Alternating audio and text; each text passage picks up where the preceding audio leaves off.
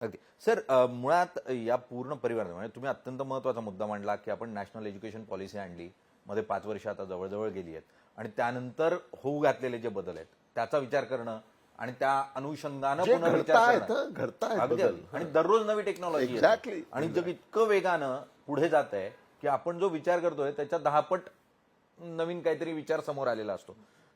त्यामुळे आत्ता ज्या वेळेला आपण या समितीचा अभ्यास गट स्थापन करतोय, तुम्ही त्याचे अध्यक्ष असणार आहात, तर यामध्ये कशा स्वरूपाचे सदस्य जे आहेत ते आपल्याला पाहायला मिळतील आणि मुख्यतः त्याचे काम करण्याची किंवा कोणत्या प्रमुख मुद्द्यांना तुम्ही विचारात घेऊन याचा अहवाल अंतिम पातळीवर आणणार आहात?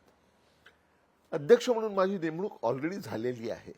समितीमध्ये कोण सदस्य असतील याचा निर्णय अजून झालेला नाही, परंतु आणखी 2-4 दिवसामध्ये तो जाहीर करण्यात येईल असं मला सांगण्यात आलेलं आहे. या समितीमध्ये किती सदस्य असतील त्यांनी मला ज्यावेळी विचारलं त्यावेळी मी म्हटलं 3 किंवा 4.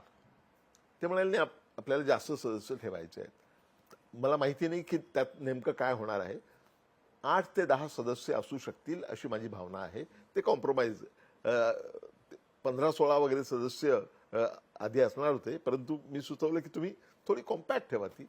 मात्र त्यामध्ये बाल शिक्षण तज्ज्ञ हा असणं आवश्यक आहे.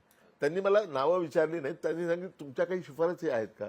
मी म्हटलं तो तुमचा अधिकार आहे, मात्र त्यामध्ये एक बाल शिक्षण तज्ज्ञ असला पाहिजे असा मी आग्रह धरलेला आहे. 1-2 नावंही मी सुचवलेली आहेत, परंतु हा अंतिमतः निर्णय मुख्यमंत्र्यांचा आहे आणि तो आता घेतला जाणार आहे काही पुढच्या 2-4 दिवसामध्ये अशी माझी माहिती आहे.